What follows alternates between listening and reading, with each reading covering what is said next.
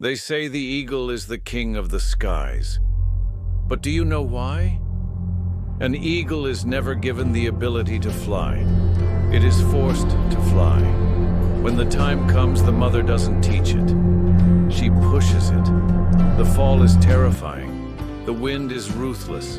The ground is unforgiving. You feel that? That pain? That fear? That's life pushing you.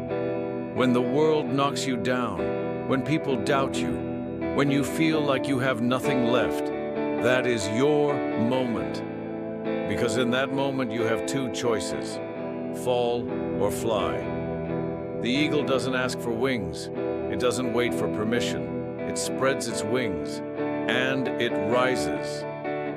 So the question is, are you waiting for life to hand you wings? Or are you ready to take the leap? Eagles don't fall, they rise.